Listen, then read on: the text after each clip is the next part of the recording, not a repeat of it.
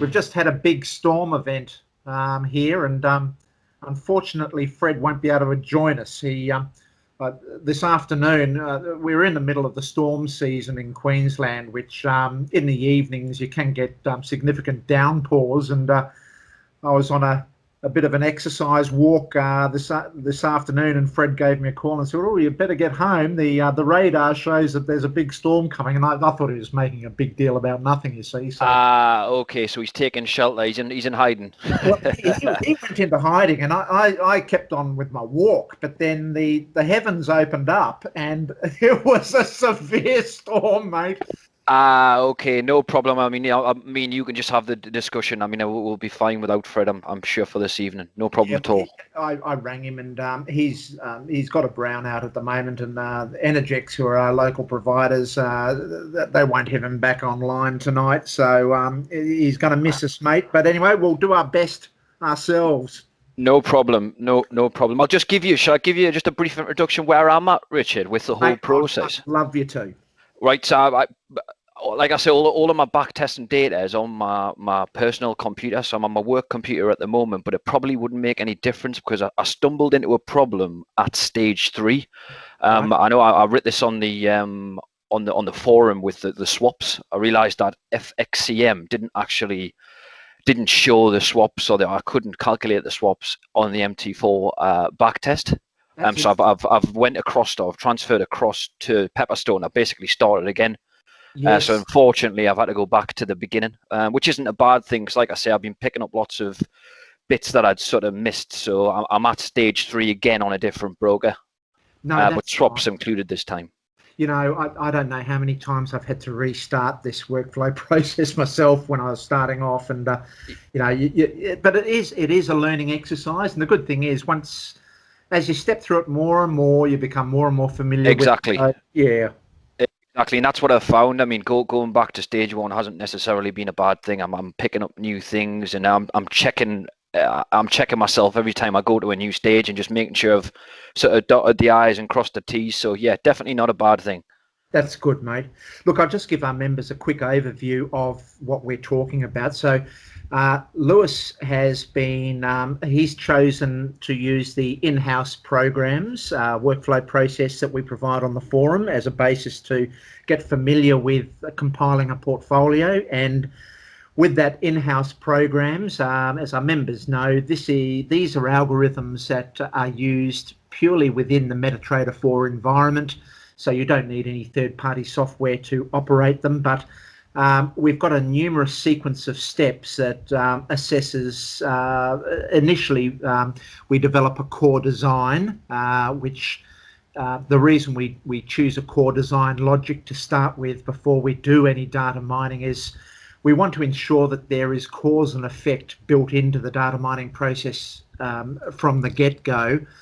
Which reduces our chances of simply fitting our algorithms to random market data. So by having a core design that's deliberately targeted towards catching trends within fat-tailed environments, it significantly reduces our chances of bumping into that negative associations of curve fit results. So just to interrupt, Rich. Sorry. Yes, did you see on the? I'm sure either yourself or Fred mentioned that there will be new sort of core models coming out, or is Fred at the stage of designing some new EAs to add or supplement to the existing 4? Yes, so at the moment, as you say, we've got 4. Really, we've got 2, which is the Donchian breakout system and the moving average crossover system.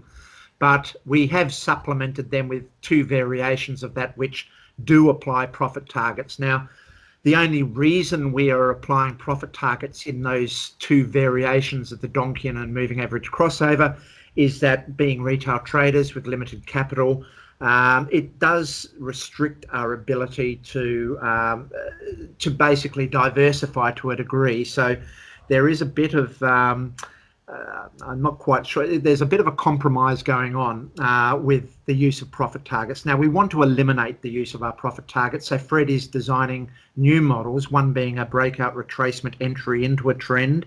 We might have different variations as well, so that, but they all will be simply letting profits run at all stages, using an ATR method to normalize volatility. So that part of the system design will be standard across all of our systems. And it's just going to be the entry that varies, whether it's a breakout entry, a retracement entry into a trend, or a moving average crossover, etc., etc. So more designs are coming to give more variation. And so that's a plan, Lewis. Right. Got you. Yeah, no problem. No problem. I just wanted to check that. Yeah, so look, once that core design is all done, what we then do is we enter what we call the robustness phase of the process. Now, in our methodology, we have no assumption regarding expected future returns. We live in the lands of trading the fat-tailed environments, which are unpredictable in nature, and therefore we cannot determine with any degree of certainty what our future performance is going to be. So our method of workflow process is used to test for robustness. In other words, how have these models performed over extensive market data over a range of different markets, and have they stood up to those differing environments that have been given to us over the last 50, 60 years or whatever? If they do, then we can at least tick the box that they are robust. They haven't shown any signs of weakness within the environments that have been presented to them. Once we've done that, that is our robustness phase. It's over. Then we move into what we call the recency phase, where we then say, all right, recognizing now that we have robust solutions, let's have a look at the implications of the trading costs associated with our retail world, such as swaps, spread, etc. Let's see how they change the nature of the performance of those robust methods. And also, let's see how we can winnow out on those data mining methods those solutions that have at least performed favourably over the last 5 years. Now, the reason we had that recency phase is because we recognise that progressively markets do adapt over time, so the nature of trend does change over time. So that's basically it. And then once that's all done, then we're at the sub-portfolio stage, where we compile these diverse sub-portfolios and then we put them together into a consolidated portfolio. Now, Lewis almost got all the way through with FXCM and had to go back now, go back to Pepperstone and start the process again. So, yeah, to be honest, in hindsight, and it's a wonderful thing, I probably should have just migrated across to Pepperstone just to make sure everything was consistent to start from Pepperstone, because it wouldn't have been a problem. But yeah, I just continue to crack on with FXCM, and I did get to the point as well of actually compiling a portfolio. So I did get all the way through to stage 5, and it was like, oh god, there's problems here. Seriously, a big well done, mate. It is quite a big process. I'd like you to give me your version of how you view this process and things, but.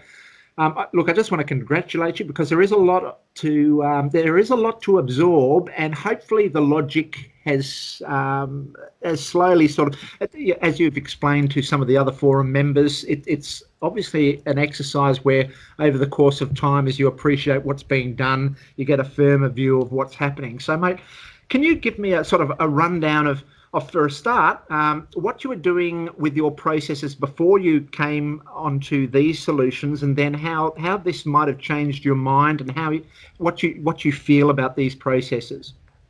To be honest, Rich, I haven't really got a lot of experience. I mean, you guys, you can tell from what's actually on the forum that you've obviously got years of experience. But with me, I was just sort of manually trading. Yeah. And obviously I work full time, and I just got to the point where I thought there's no way I'm going to be able to do this just sat in front of a screen. Discretionary? Yeah, just purely discretionary. And to be honest, I wasn't really trading with a lot of cash, because I knew, to be honest, in my heart of hearts, it was never going to go anywhere.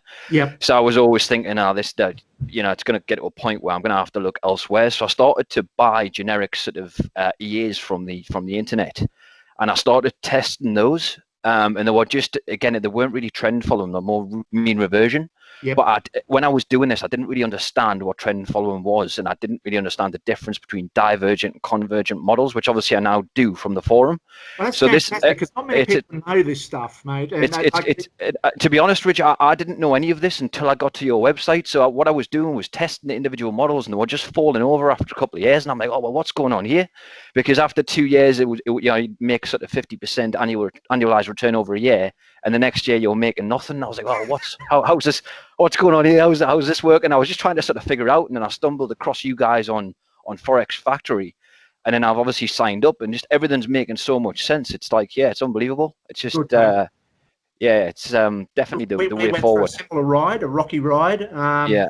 You know, the thing is, it's people don't realise how hard this game is. I remember when I was initially sort of in the game in the sort of early 90s, I thought I was a living legend because those bull markets, mate, it was so easy to make money, and I thought the game was incredibly easy, but 2002 really sorted me out and changed my view of things, and then 2008, etc.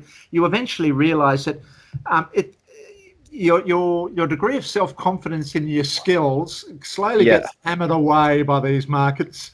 Yeah, and you realise that you've got to take a more formidable process to this, and that's what got Fred and me into this sort of taking this a bit more seriously. So.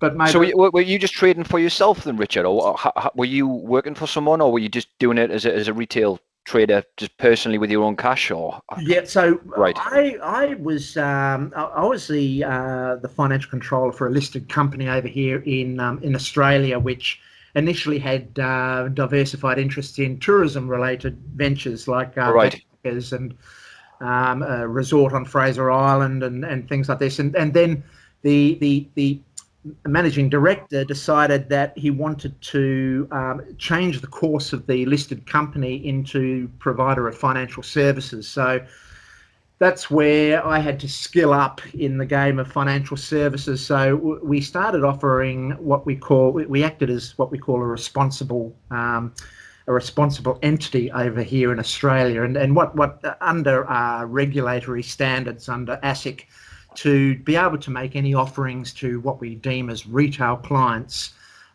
you need to come under the auspices of what they call a responsible entity, which is like a trustee, but it has a sufficient robust balance sheet, etc., that if things go belly up, then the retail clients are protected by the financial strength of the responsible entity. Right. So I was involved in working with the setup of the listed company into the financial services area, and that's where I was basically heavily involved in compliance, because the responsible entity itself wants to ensure that any of the fund managers that it takes under its auspice as the trustee of them, it needs to undertake significant compliance to ensure that its risk is not compromised by the investment managers it puts under it.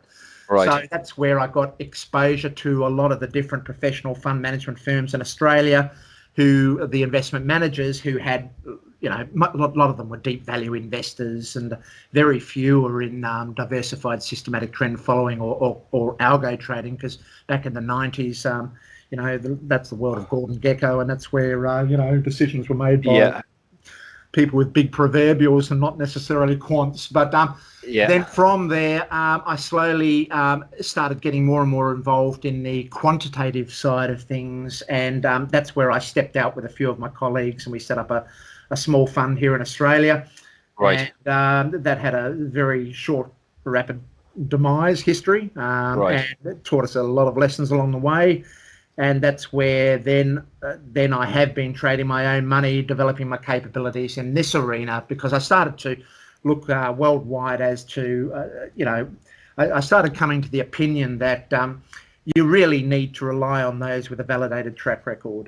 That's the only way I can make sense in this market of what systems or strategies to use, because there's so much bravado in this industry that just hearing people talk about technical patterns and, all of these different forms of trading, and it's simple, I realized that was not the case. So I started trying to work out exactly what the seasoned professional fund managers were doing, and there was a big class of them called the commodity trading advisors, or the CTAs. CTS, yeah, yeah.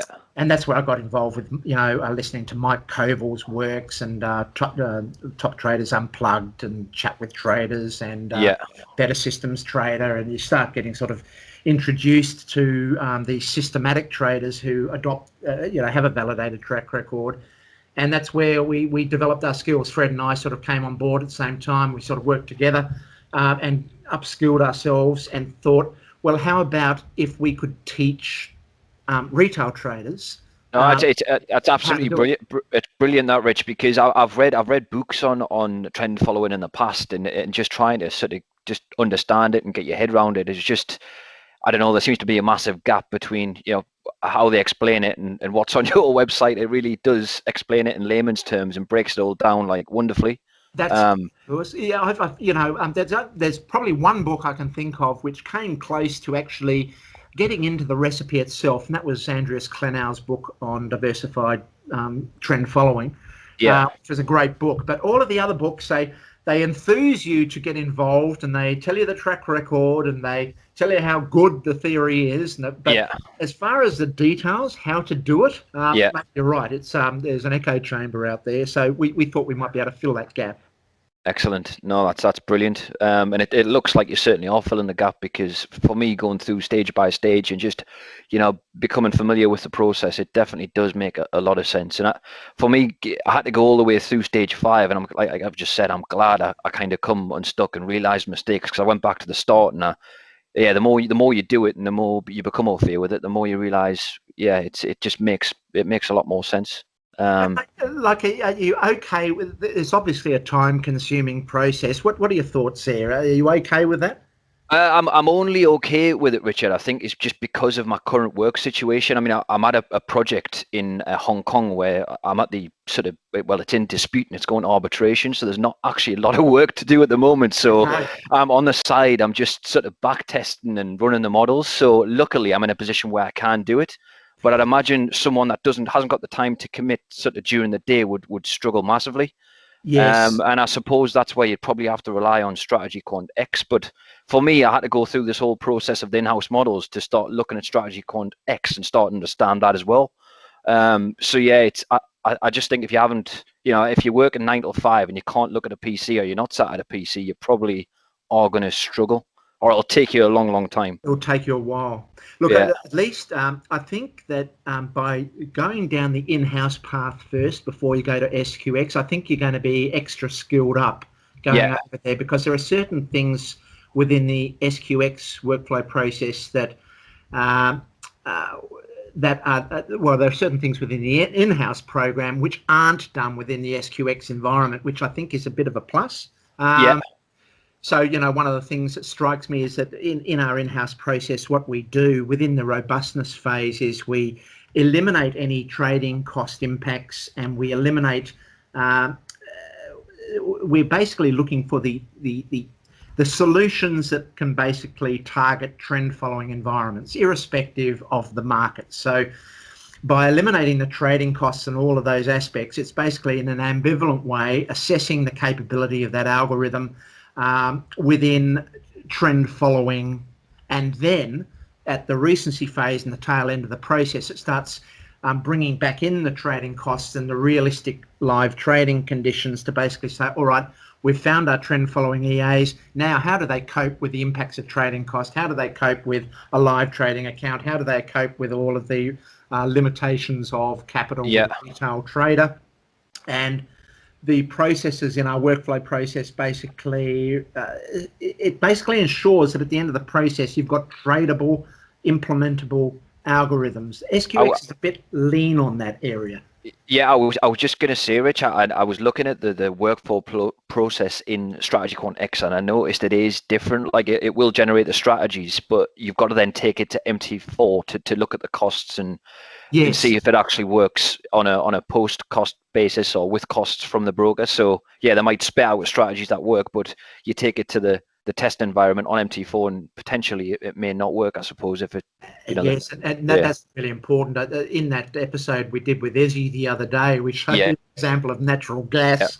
And see, SQX didn't pick that up, but the impacts of the long swap of that made it prohibitive to trade long. So you'd only pick that up by bringing it into that MT4 environment and testing it within that context. So yeah, you're right, mate. I've signed up for the trial, Rich, with probably the intention of doing what Izzy done. I think he said he paid monthly for it. But I mean, yeah, I'll do that. But I probably will continue to run with the in-house one as well, and just probably use them both interchangeably. I do. I'm sort of using both methods, and you know, at the end of the process, we can stitch together both methods into a portfolio, so we get the best of both worlds. You know.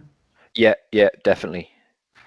And mate, any other things you've bumped into along the way? So you're happy with the process. You're obviously keen to go over to SQX, mate. I think that will be a good move for you. Like, it's like when you get over into that environment, you realise the capabilities of this SQX, and you're sort of as happy as a pig in a china shop, mate. And there is so much there to get your head around. But yeah, I think it's a good move. Yeah, I think definitely long term, like you said, if I'm going to be if this is a sort of lifelong commitment, which I definitely think it is, because yeah, everything on it will be for me. So yeah, I'm definitely gonna buy it, I think. And like I say, just use them interchangeably, and see how we get on. But like this quant analyzer as well, I was looking at as well, is very beneficial. Although your spreadsheet's absolutely fantastic, and you can treat the whole portfolio and whatnot. It just looks like you'll probably get quicker. I think that's it. It's just the speed at which it probably does it. Yes, I have to doff my hat to them. It is a speed. Yeah. It will be a lot faster. So just remember, if you do buy your SQX, Quant Analyzer and is integrated within that package, so you don't have to separately buy it. And also within the SQX environment, you can develop your own strategies using that algo wizard that's now integrated within SQX itself. So what about data, Rich? Did they give you? I noticed on your tutorials you had Pepperstone and you had Ducus Copy. Is Ducus Copy on there as a standard? Is it? And you just added as a standard. You can download their Ducus Copy high quality data. And that's a very speedy process, mate. So they've got numerous providers that you can stream the data into SQX from, and if you pay that high-end package, I think it's called the Ultimate package. That gives you all of the providers basically for life. So it gives you all of the US stocks. It gives you all of the Ducus Copy, a range of different futures markets. So effectively, the benefit of SQX is that with our in-house system, we are basically restricted to MetaTrader 4, but within the SQX environment, currently, you can use this workflow process for either TradeStation, multi-charts, MT4, MT5, and the plans down the track is, I think, Quantopian, CTrader. There's different platforms I'll be developing it for. So over the course of time, with this lifetime access to it, it's just going to get better and better, and it doesn't limit you to any particular platform, which I think is fantastic. Yeah. And because we talk about diversified, systematic, trend following, we want access to all these platforms, mate. So as much more the merrier. The more the merrier. Yeah. Excellent. How much time have you got tonight, Rich? Because I've got a few questions written down. I don't know. Have you got the time? I've got as much time as necessary, mate. So just fire away. No problem. These are just ones that I've noticed going through and I may have already touched on them on the forum, and I'm sorry if I have, but I'm just going to quickly run through them if that's all right. The first one I've got is, your blogs on the forum with regards to bias for long and short for equities and FX. Yes. When I test the equities, I'm getting models or strategies that produce both long and short strategies. Yes. Does that obviously goes against what you were saying with equities? We should be long only. No, look, I don't think we can make a hard and fast rule there. That study was basically to look at general rules, basically. So it assessed all of these different equity indices, and its Yeah. conclusion was that there is a long bias in those indices. So why would you want to trade short? That's all. Right. It was. But the thing about our workflow processes, whether in-house Maybe I or was just with them. UX, we let the data decide the ultimate verdict. So if, for instance, the algorithms ultimately generated through your process generates those which are both short or long, go with right. it. Right. Got you. We tend to say, it's all very well having theory and can make bold statements, but let the data speak for itself. That's Fred, my opinion. And just you don't include, are you including Bitcoin in your portfolio? Yeah, Rich? well, look, it's there. It's a new market. It's highly volatile. It trends. But the only thing it doesn't have is a very big data history. But we can use models developed for other markets to apply to Bitcoin rather than have its limited data history. So, with our in-house process and our SQX process, once we develop these generic models that have multi-market capability, we can then use those models within the Bitcoin environment. If they work, that's a good sign that they're also valid for other markets. So consider using them within the Bitcoin market. Right, got you. And just jumping across to stage 5 and compiling the portfolio, and this is something I did ask on the forum. Just with regards to the fixed lot and how you do the treatment of the portfolio with the risk adjustment on the fixed lot for, I know it's different for CFDs and FX. Yes. We just literally, once we've treated the portfolio, we just apply a fixed percentage to each individual solution. There's no treatment to be done across the percentages or...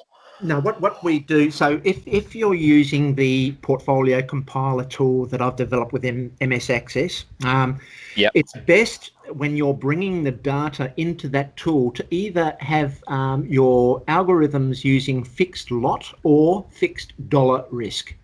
Because what that does is by using the fixed lot or fixed dollar risk, it allows us to compile them in the most effective way from a risk-adjusted perspective to get the best solution. Then what we do is once we've knocked out those that don't meet our standards, they might have negative skew, they might be too correlated with other solutions. Once we've knocked them out and we've developed that maybe we have 20 or 25 solutions that are valid, that have produced the best risk-adjusted return in our portfolio within that compiler. What we then do is say, right, when we take that live or into a demo environment, we apply a percent trade risk to all solutions, a standard percent trade risk. So it might be 0.5% trade risk or 0.25% trade risk or 1% trade risk. Then we run the back test again under that trade risk percentage to then compile what would simulate a live or a demo portfolio, because we don't trade the live or demo using a fixed lot or a fixed dollar risk. We apply using a percent trade risk. And the reason we do that is we want the compounding effect to be reflected within our overall returns over the course of time. And a percent trade risk method ensures that as our equity builds, our position sizes progressively increase in accordance with our building equity, and it's basically ensuring that our profits are compounding. Does that make sense? No, it makes perfect sense. It was just whether it does. So you could apply the percentage in the on the spreadsheet of the portfolio compiler, or you could do a fixed lot. It's just when you take it to live or demo, you would just apply the percentage. Yeah, the problem is if for instance you took the percent trade risk results into the compiler, when you're looking at the compilation to get your risk adjusted return, it doesn't make sense. So you've got to have either a fixed lot or a fixed dollar, because you need to determine the multipliers that you apply on the fixed arrangement when you compile your portfolio. Once that's compiled, you don't have to worry about those multipliers anymore. That will already be taken into account with your percent trade risk method. Got you. Okay, no problem. Just on the stage 4, this was just something I was thinking about, Rich, which I'm sure you'll be able to answer, no problem. But you know how in the EA settings we selected we want to produce maybe a strategy range from 2 to 7. Yes. Of what the sort of iteration will spit out. Say if I want to only select 4 for a particular market, would you just take the top 4 per rank in terms of MAR, or would you take top 4 in terms of diversification? Would you select the top 4 across all 4 different models, or would you just take it as per the MAR ranking? Look, what that stage 4 process does is it actually looks at the compiled result to determine the optimal result. So optimal result in terms of the MAR combination of those 4 strategies. So in other words, let's say I'm only selecting 4 strategies or 4 solutions. So I put into my parameter sets that I want to test for 4 to 4. And then what it does is it then iterates through all of the possible combinations of 4 and determines what is the best MAR combination for each set of 4. Does that make sense? So, but what would happen, Rich, if I had to say I wanted only to select 4, but I put a range in between 2 and 7, and I had to select from? So what it does then is it takes all the options from 2 to 3 to 4 to 5 to 6 to 7, gets the whole string of them, and then it still assesses based on MAR of the result. So when the 2 return streams it puts together, it looks at the MAR. The 3 return streams puts it together, it looks at the MAR. 4, etc. So then it basically says, I'm looking for the best MAR within a possible minimum of 2 or a maximum of 7. Now, got you. Does that make sense? Yes. But like you, I don't do that anymore. I'm not looking for 2. What I want a standard number of solutions per market. So I might say 5. And then I just put 5 to 5, and it will just select 5 per market with the best MAR combination. That's what I'm doing at the moment. You can get a bit too fancy by going 2 to 5 or 2 to 7. I think that's just getting a bit too fancy, if you know what I mean. Yeah, I got you. Okay, yeah, that makes sense also. And just across the board, which I think you state that you should enter in the your trade amount, or the amount you're actually going to realistically trade with to do the back testing, say 50k or 10k or 20k. Yes, that is purely just to ensure that your lot size doesn't max out at bottom. Is that correct? That's correct. So Fred has integrated some code in there. So if, for instance, we've only got 10,000 to trade with, what the code will do is it'll look at the results of the test. If you start running into the minimum lot restrictions, it'll block that EA off. You won't be able to trade. The reason we're doing that is because we want the EA to have the necessary volatility in accordance with not having that minimum lot size restriction in there, because that can the constraint applied to the position sizing can considerably change your equity curve. So we don't want that. So every time we run into that minimum lot restriction, Fred's code will knock it out. So that's why you do need to put in your initial capital you trade with, 10,000, 50,000, 100,000, whatever you realistically believe you will be trading, use that. It'll therefore give you a realistic result at the end. And the reason I asked, Rich, why that was, if that was the only reason we did it for the fixed lots or the minimum lot, is can say if I started with a 50k account, could I scale into that account as sort of time went on? What you'd need to do is, you know how we talk about maybe doing this process at quarterly intervals or annual intervals? What I'd tend to do is I'd step up when you're redoing a process, redo it with an altered initial capital. Okay, so you couldn't just like within, I don't know, a couple of months chuck another sort of 10k in, or you wouldn't do it in that way. Do that. You could bump into some issues if you did that. You could try it, but I think I wouldn't recommend it. Right. Okay. Yeah. No problem. I just wanted to confirm that, and I think that kind of answers my next question as well, because I've seen on the forum there's some sort of debate or the other way whether you rebalance quarterly or whether you do it on a yearly basis. So you kind of changed to. We're trading with a 50k. We think annually, but if you were trading with, if for instance you wanted to start off small and slowly build your pot, what we were just talking about would mean you probably want to do it quarterly, because, but mind you, there is something very important we need to stress here. what you'll find when you start live trading your portfolio, right from the get-go, you're going to have losses to start with. The Drawdown. reason for that is because when you look at your back test and you look at the average hold of your trades, your average hold of your trades is probably between 6 months to 1 year. That's your average hold. So when you start trading these diversified portfolios, you'll find that the only things you get right from the get-go are losses, because your stop losses, you cut losses short, so you'll hit those losses. It takes some time to build your unrealized equity.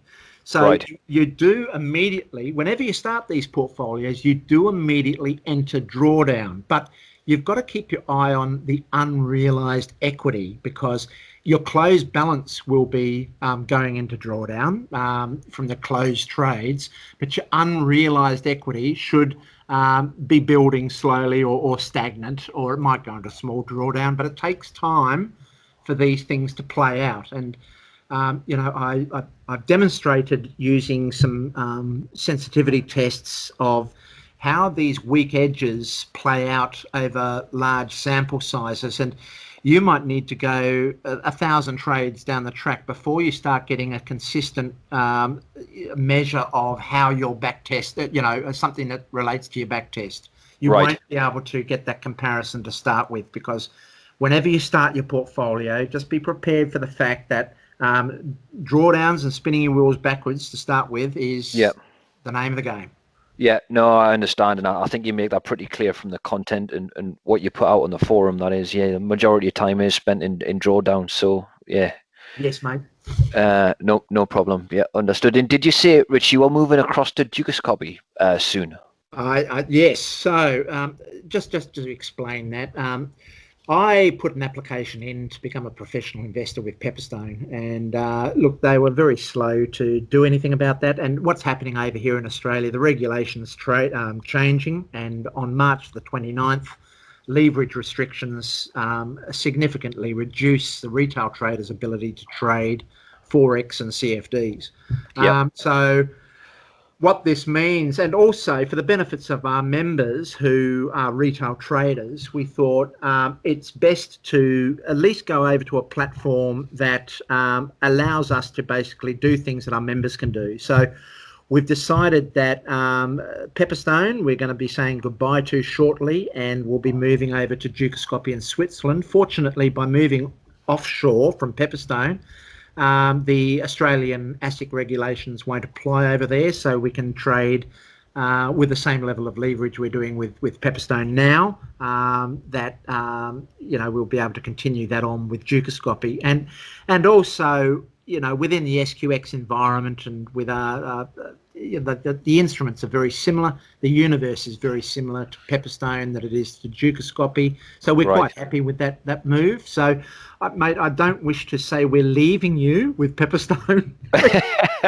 No, I'm just thinking for future. I mean, I'd probably prefer to follow what you guys are doing. If you haven't committed to a live account yet, mate, maybe you should also consider going over to Dukascopy. But it's just something to keep in the back of your mind. It's just with me being in Hong Kong, Rich. I don't think that the regulations affect me. I mean, what are you getting at the moment, leverage with Pepperstone? Look, at the moment, I think we're trading 100 to 1. I think it goes down to 33 to 1, which means that the ability to get margin calls suddenly significantly increases, particularly if you have a diversified portfolio. So, whilst we're confident of our survivability, what that means is that suddenly we find that they're closing our accounts down, or closing some of our trades down to meet the margin requirements, and that totally influences results. So we need to get away from that. So look, our agenda probably over the next year or two is, one is we want to expand our horizons outside of MetaTrader 4. So it might mean a move into TradeStation, or a move into AmiBroker, or something like that, or some other platform as well. We want to diversify trading across markets into futures and other different things. So, and the other thing is we definitely will be moving over to Dukascopy shortly. So they're the two changes on our agenda. But I think for our members, I think that's a positive all round. It means that You don't necessarily need to restrict yourself to MetaTrader. You've got a broader horizon to look at. So I think it's only positive. Right. Okay. Excellent. It's just something to think about for the future. Yes, mate. Yep. But yeah, I'll continue with Pepperstone at the moment. And one thing I ran into when I was messing about with EAs, Rich, in the past was just execution errors. But I think that was because I was trading sort of faster, shorter time frames. Have you Yes. run into much problems with trading it live and execution errors and Look, just no, we haven't. Look, the only problem we have is with Pepperstone itself.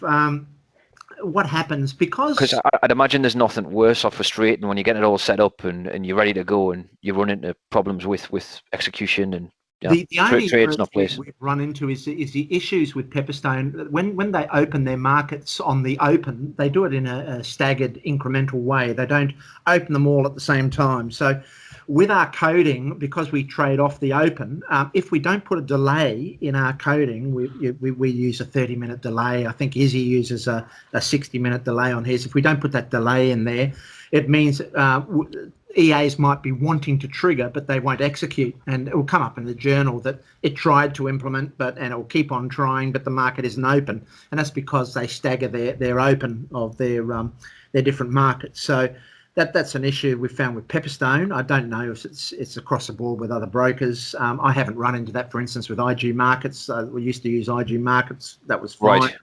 Yeah. But it seems to be a problem with Pepsi. Anyway, that's the only issue we've got into. So we do need to, because we trade through that virtual private server, you do need to pop in each day just to check the journals, make sure there are no execution issues. So it's been pretty straightforward, and at least the algos from both the in-house and the SQX process have been working fine, mate. So Right. I think it's because it is daily. We're on the daily time frame. We might have more issues if we were trading intraday. Yep. Got you. I know the in-house solutions, Rich, are they got the 30 mins built into them, like the 30-minute delay in placing the trade? Yeah, Fred's incorporated that into the code. Right. Okay. Got you. So when the algos are produced, don't worry, it's already in there, mate. Right. No, I just wanted to double check. What he actually does in the code, it's not a time delay, it's just a retry. It continually retries until the market's opened. Okay. Understood.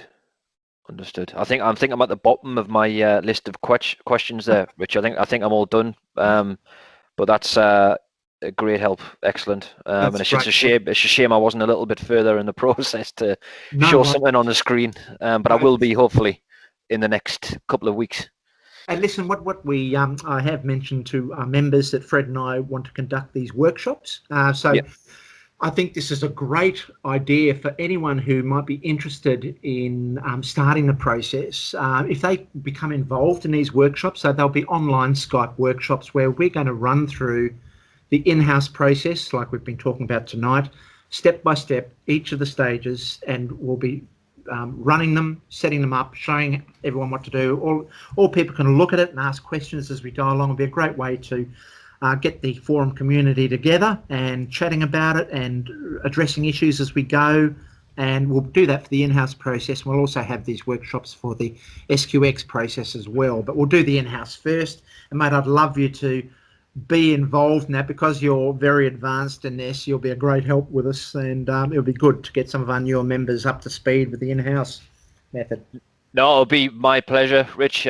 Honestly, it's just like I say. I think the best way to learn is just to implement the processes and just sort of plod on and get through it yourself. But I'm more than happy to get involved because I think I'm still sort of learning, and I know I have got a lot to learn. But yeah, I think the website's absolutely fantastic. Oh, that's great, mate. Thanks, Lewis. No problem. Mate, anything else or?